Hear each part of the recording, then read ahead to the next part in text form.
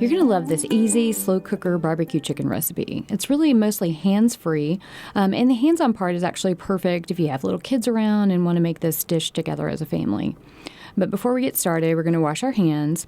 In this first step, we're going to be handling raw chicken. It's really important to wash your hands immediately after that you touch raw chicken, and also just important to not touch anything, after picking up that chicken. So a good rule of thumb to kind of think about is when working with any raw meat is to use one hand to handle the meat and pick that up, and keep one hand clean. You can use that free, clean hand to move items around, turn on the faucet when you are ready to wash your hands. So a little tip I like to remember. All right, so now let's get started. We're going to place the chicken thighs on a broiler pan. And if you don't have a broiling pan, this is a really good makeshift way to do one. You can take a cooling rack that you normally use to when you're cooling cookies or muffins, and you can place this rack on top of a cookie sheet.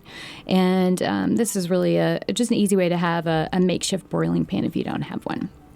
All right, so we're going to season the chicken by sprinkling a little salt and pepper over the chicken thighs. And again, remember which hand you picked up the chicken with, and make sure you don't touch the salt and pepper with that. So we're going to use that other hand to season, the clean hand, to season the chicken thighs. And then immediately wash your hands after completing this step. We're going to set the oven to broil, and we're going to place the broiler pan in the middle of the oven rack and broil the chicken thighs for 3 to 4 minutes per side. All right, while the chicken broils, we're going to get started on our homemade barbecue sauce. First, we're going to mince 3 cloves of garlic, and I'm going to show you a little quick tip on how to easily mince garlic. So if you're starting with these fresh bulbs, you're going to separate 3 of the cloves from the garlic bulb. And then take a large kitchen knife, and we're going to lay the flat side of the knife over the clove of garlic. And then be sure to hold the handle of the knife with one hand and have the sharp blade facing away from you. And then we're going to crush this clove by hitting the flat side of the knife with the heel of our hand and not holding, the knife handle. So this is going to cause the skin to separate from the clove, and then gently remove the skin. So chop the clove by using a back and forth rocking motion with the knife. And then you can place your hand on top of the knife while you're doing this to keep that steady. And then continue chopping until the clove is finely minced. All right, in a small bowl, we're going to combine the cloves of garlic that you just minced with 2 teaspoons of prepared yellow mustard, a half a cup of honey or brown sugar, an eighth to and half a teaspoon of hot sauce. This really depends on how spicy you want your sauce. And then 2 teaspoons of Worcestershire sauce and a tablespoon of cornstarch. So we're going to stir this sauce together until it is nice and smooth. It's really helpful to set a kitchen timer so you don't forget to flip the chicken halfway through. So after flipping our chicken, we're going to continue broiling it for 3 to 4 minutes on the other side. Now we're ready to put the chicken in our slow cooker, and we have lined the slow cooker with a slow cooker liner, which is disposable, and it's a really great saver on time and cleanup. So you can find these at the grocery store, on the food storage aisle. It's really handy when it comes to washing that slow cooker.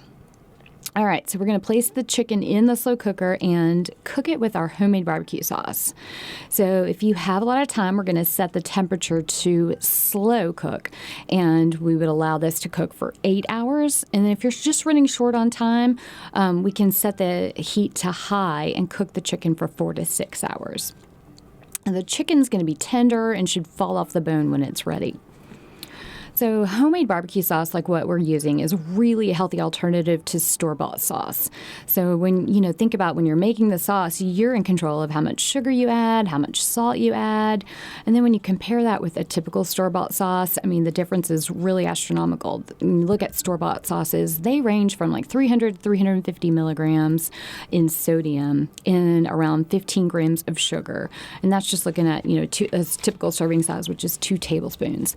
Ours is only 105 milligrams of sodium and 8 grams of sugar per serving. So it's a great low sodium and low sugar alternative to some store-bought sauce.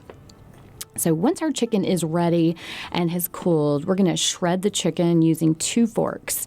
You can also use your hands as an alternative, but be sure to wash your hands before you get started. And this is really a great step if you're cooking with kids too. It's really a good opportunity to teach them about food texture and how the texture can change, from baked chicken to shredded chicken. All right, so this delicious barbecue chicken sandwich can be enjoyed just as we are, enjoying it now on a bun as a chicken sandwich. You could also serve it as a barbecue chicken platter, and leftovers are a perfect topping for a barbecue chicken pizza.